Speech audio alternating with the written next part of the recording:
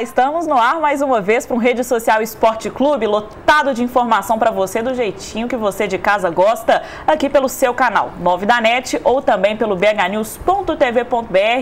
BH News é a emissora que mais cresce no mundo e o esporte está só crescendo, hein, gente? Final de semana está chegando, junto com surpresa para você. Cajuru tá na área com um programa apenas sobre o futebol mineiro. Vai falar de Cruzeiro, de Atlético, de América, é claro, tudo que envolve o futebol aqui em Minas Gerais. Você não pode nem pensar em desgrudar da BH News, que é muita coisa sendo preparada especialmente para você de casa. Agora nós vamos juntos ao vivo para o Rede Social Esporte Clube. Segunda-feira, dia 4 de junho.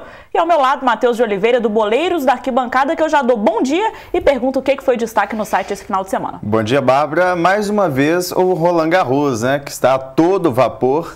Foi o destaque no Boleiros da Arquibancada. E nesse fim de semana não tivemos os mineiros na Série A, mas tivemos o América detonando na Série B, fazendo uma partida realmente espetacular. Tivemos a despedida do Popó no boxe e a seleção brasileira perdendo mais uma vez, apesar das duas primeiras vitórias nesse fim de semana. E tivemos vôlei, né? Liga Mundial, os homens voltaram a jogar vôlei depois de uma semana, né, de pausa, de preparo para a Liga Mundial. Etapa na Polônia e o Brasil começou de uma forma diferente, exatamente da maneira contrária que havia começado a primeira etapa. Venceu a Finlândia na sexta-feira, sem problemas, 3-0. Venceu depois o Canadá no sábado. Você acompanhou essas duas partidas aqui pela BH News, transmissão ao vivo com o Esporte Interativo. E ontem, para fechar com chave de ouro, não conseguiu. Foi derrotada pela seleção da Polônia, que eu não sabia que tinha essa força toda. Você que está me contando, perdeu por 3-2, um jogo apertado, parciais de 26-24. 23-25, 23-25 de novo e 15-10. A Polônia não é uma seleção fraca, né? Não, não é a quarta seleção do ranking mundial, o Brasil é o primeiro. E fica complicado a gente analisar de forma imediatista, porque muita gente está falando que a seleção foi uma porcaria. Não foi isso. Venceu 2 jogos do fim de semana, na sexta e no sábado, venceu a Finlândia e o Canadá, mas não conseguiu vencer a seleção da Polônia, que jogou em casa. E teve a torcida a seu favor. A torcida da Polônia cobra bastante, é uma torcida que entende e gosta de vôlei. Então foi realmente uma partida muito difícil. O Brasil perdeu o primeiro set, depois venceu o segundo quando saíram Ricardinho, Wallace da equipe, entrou o Theo e também o Bruninho, aí deu um novo ânimo, deu um novo ritmo para o time do Bernardinho, que venceu o segundo set, perdeu o terceiro, venceu o quarto. E tem aquela coisa no vôlei, Bárbara. Quando a seleção vence o quarto set e leva para o tie-break, normalmente ela chega com um psicológico muito melhor do que a oponente. Isso não aconteceu. No quinto set, o Brasil foi muito mal. Erros de recepção, bloqueio da Polônia muito bem, encaixando bons saques também, e não deu para o Brasil vencer. Mas eu acredito, sim, que aqui no Brasil nós temos tudo para conseguir essa classificação para a próxima fase. É isso que eu ia te perguntar, porque a gente vê, a seleção brasileira, nós estamos acostumados a assisti-la sempre vencendo, sempre massacrando as outras seleções. Não foi assim nem na primeira etapa da Liga Mundial e nem agora. Venceu 2, mas perdeu uma, e na semana passada, na semana retrasada, perdeu 2 e venceu uma. Isso não significa que nós estamos fracos para as Olimpíadas, ou significa? Não, não significa, porque são jogadores novos. Temos o Wallace, por exemplo, que não foi convocado no ano passado. Temos o Ricardinho, que voltou para a seleção agora depois de muito tempo afastado, por causa daquela confusão toda com o Bernardinho, com o grupo da seleção. Então, uma seleção com novos valores, e precisa-se de um tempo de adaptação para esses jogadores dentro da equipe. E o Brasil, eu acho que tem condições, sim, de passar para a próxima fase. Lembrando que o primeiro de cada grupo passa, o melhor segundo também passa para a próxima fase. Eu acredito que o Brasil consiga essa primeira colocação, mas para isso vai ter que vencer a Polônia em São Bernardo do Campo. Aqui no Brasil, a próxima etapa da Liga Mundial, aqui no Brasil. E aí é claro que o Brasil terá toda a torcida do país inteiro a seu favor. E aí é totalmente diferente jogar em casa, jogar com a torcida do lado. Sorte para os meninos do Brasil.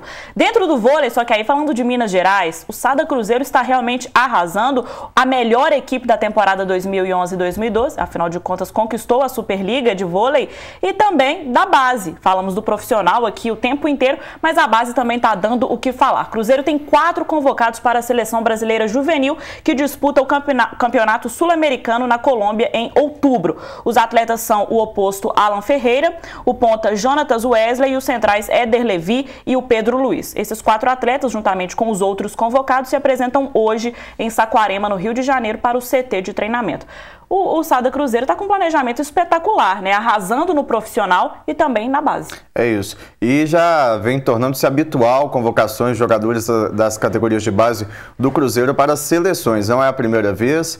E tem uma questão aí muito importante, que o Humberto Martelletti, que é o técnico do juvenil, ele é auxiliar técnico do Marcelo Mendes. Então há essa transição aí dos jogadores do juvenil e dos juniores para a equipe profissional. Ela é muito bem feita e muito bem pensada, tanto pelo Marcelo Mendes quanto pelo seu auxiliar, o Martelletti.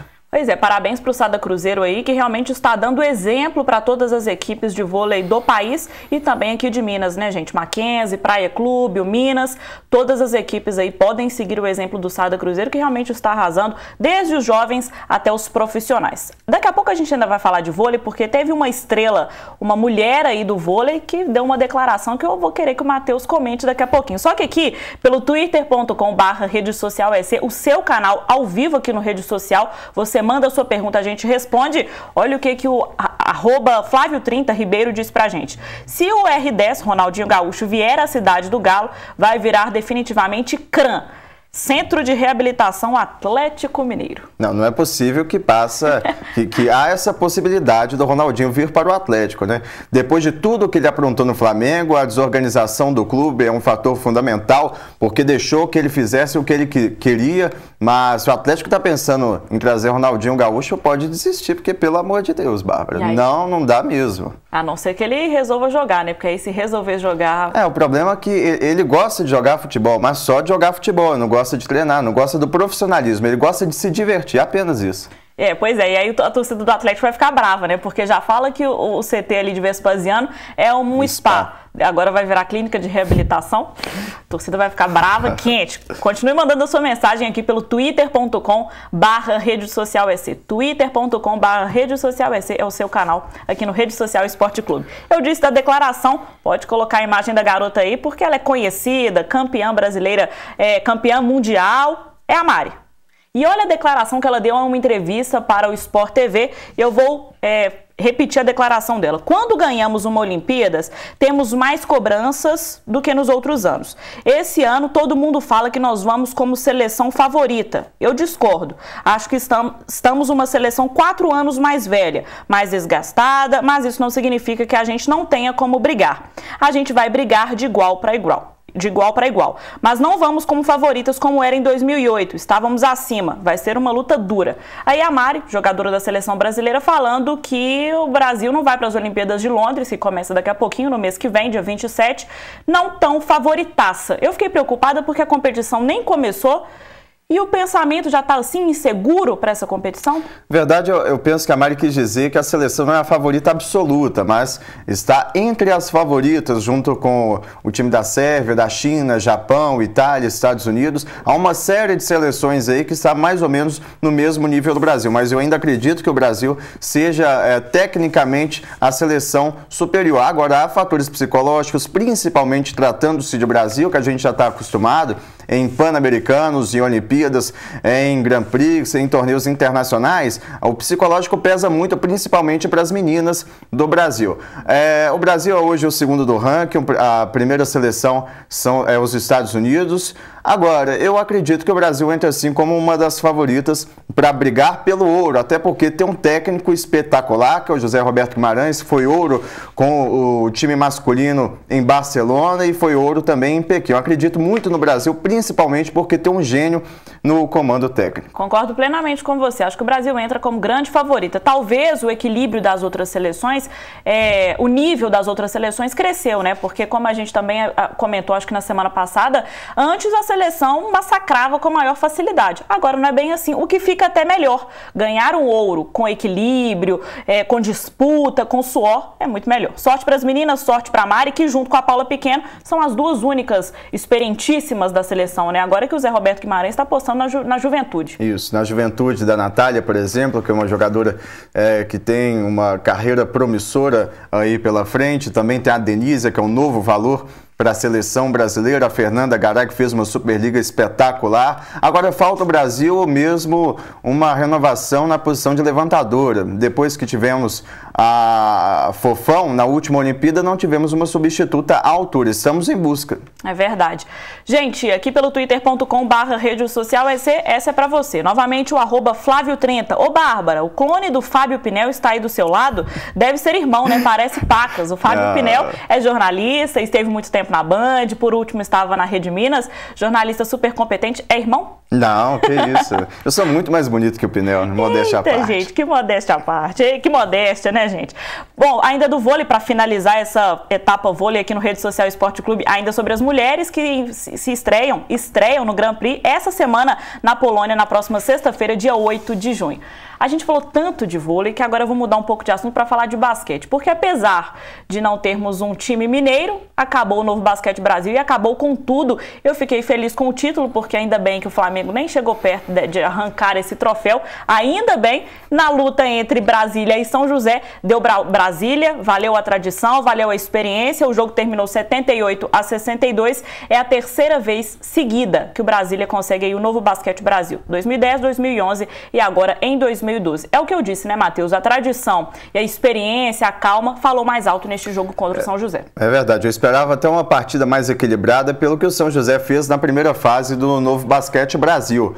Mas a gente acompanhou o jogo e viu que o Brasília teve uma consistência defensiva muito melhor. O São José tinha enormes dificuldades para pontuar na partida e o Guilherme Giovannone mais uma vez brilhando numa final de NBB. Ano passado foi a mesma coisa, foi eleito o MVP, o melhor jogador da partida, o mais valioso. Dessa vez não foi diferente. Fez 26 pontos para o time de Brasília, que foi campeão e mostrou sua superioridade nos últimos anos. É o maior clube de basquete do Brasil hoje. Exatamente. Como eu havia dito, foi campeão pela terceira vez seguida. Isso só havia acontecido nos anos 70 e 80, quando o Franca e o Monte Líbano conseguiram o mesmo feito. Parabéns para o Brasília, como eu disse, não torcia de forma alguma para o Flamengo, afinal de contas eliminou o Uberlândia, que foi o último mineiro, o mineiro que chegou mais longe dentro da competição. Parabéns para o Brasília, fez uma excelente campanha realmente dentro do Novo Basquete Brasil. O Rede Social Esporte Clube dá uma pausa nesta segunda-feira, mas daqui a pouco a gente volta. Temos que falar de futsal, do Popó, que encerrou a carreira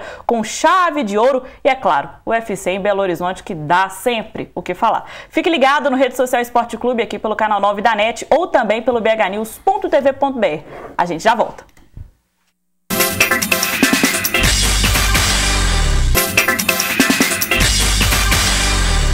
Opa, estamos de volta com o Rede Social Esporte Clube desta segunda-feira, dia 4 de junho, aqui pelo seu canal 9 da NET ou também pelo bhnews.tv.br. Belo Horizonte, como você nunca havia visto até chegar a BH News e transformar o seu mundo. Ah, como eu estou poética nesta segunda-feira, em que estamos recebendo aqui em nossa bancada o Matheus de Oliveira, do site Boleiros da Arquibancada. Site super completo que aborda futebol, é claro, e também os esportes especializados.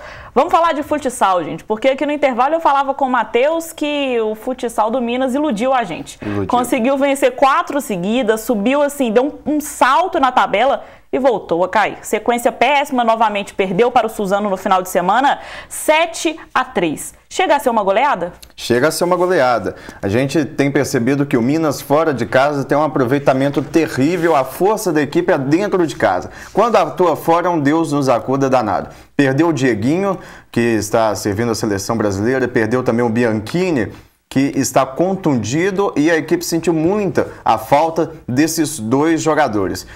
Poderia ganhar uma posição se vencesse o Suzano, mas não conseguiu. Agora está a 3 pontos do São Caetano, que é o primeiro da zona dos times que não se classificam. Classificam 16. Se o Minas não ficar entre os 16, pode fechar as portas. Pelo amor de Deus. Pelo amor de Deus mesmo. Hoje o Minas, como você disse, é o 15º, tem 18 pontos e volta a jogar hoje às 8h15 da noite em São Paulo contra o São José. Mais um jogaço longe da torcida, o que tem sido decisivo para o Minas nas últimas partidas. O que preocupa bastante, até porque o São José é o 7º colocado, é uma equipe forte que briga pelas primeiras posições. Eu não acredito no Minas não, sinceramente.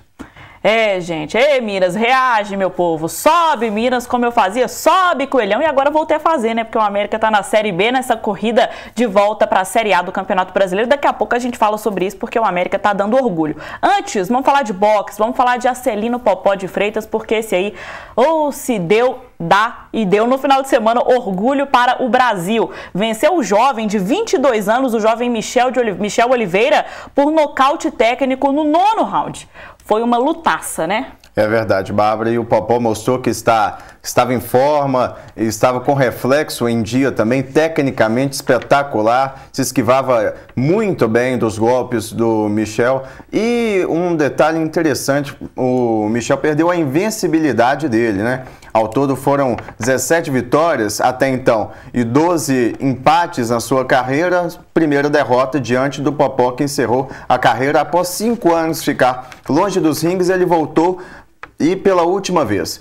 Foi até mesmo uma homenagem que ele prestou ao seu filho, que pediu para ele realizar essa luta, e diante de um adversário que é promissor. Tem tudo aí para dar muita alegria para os brasileiros que estão órfãos do boxe há muito tempo. É verdade. Você disse aí do Michel, né, do jovem Michel Oliveira, seu xará de sobrenome, e também o Popó, que encerrou a carreira de uma forma brilhante, né, gente? 39 vitórias, tem 33 por nocaute, apenas 2 derrotas. Realmente é um nome, foi e sempre será um nome espetacular do esporte brasileiro. Agora, eu não sei se eu estou enganada, se estiver, por favor, me corrija. Foi esse Michel que o desafiou há um tempinho atrás, ficou brincando com a cara do Popó?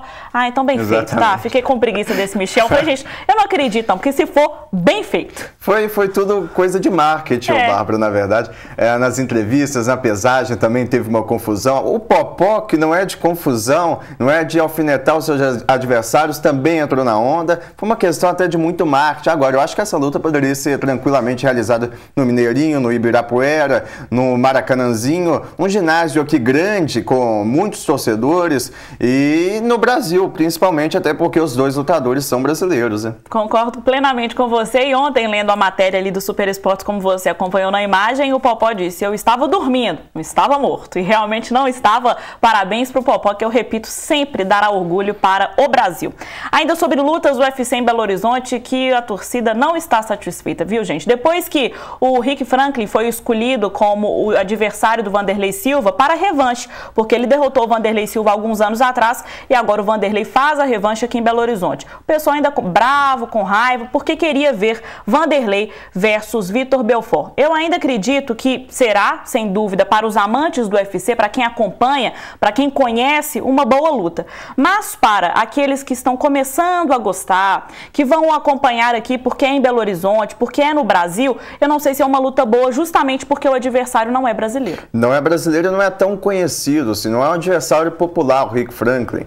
Ele que é um lutador mediano, está em fim de carreira já e dificilmente conseguirá permanecer no UFC por muito tempo. Ele já está há muito tempo no UFC e não conseguiu popularidade. Não seria agora. Eu acho que o adversário poderia ser melhor escolhido, melhor elaborado aí pelo Dana White, procurar um lutador mais experiente como o Tito Ortiz, por exemplo. Eu tava pensando que poderia ter sido aquela luta Lyoto Machida e Shogun. Só que aí, o que quer fazer com o Vanderlei Silva? Não é? É uma pergunta, né? Simplesmente achar uma nova luta. Poderia encaixar essa luta aí no CAT também, que está muito fraco, né? É verdade. Está muito fraco realmente um UFC em Belo Horizonte, que promete muito. Dia 27 de julho, no Mineirinho. Gente, ele falou de popularidade, que o Franklin não conseguiu ainda, mas esses dois lutadores que chegam agora aqui no rede social, ou se eles conseguiram. Eu aprendi a falar o nome dele, porque não é Chael, não, é Chael. Chael Sonnen. E o vídeo oficial da luta foi lançado pelo UFC. Põe na tela, porque no rede social é informação no ponto.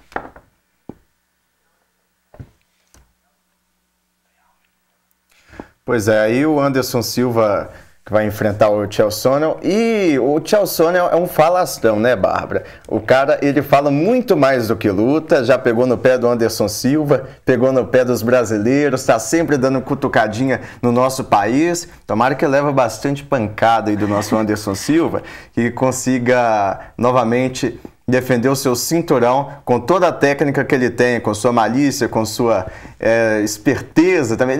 O Anderson Silva é um lutador muito técnico e ele gosta de provocar os seus adversários dentro do octógono. Só que quando eu vejo esse vídeo aí, que passa as imagens da luta entre os dois, né, algum tempo atrás, eu fico preocupada, porque o Chael, ele regaçou o Sonnen. Até o Sonnen ganhar, você vê ele sangue, o Anderson Silva bem machucado. Eu fico preocupada, porque ele bateu bastante no Anderson Silva. Bateu, mas o que aconteceu é que o Anderson Silva estava com uma costela fraturada no dia dessa luta e por isso ele não conseguiu lutar o que ele sabe lutar.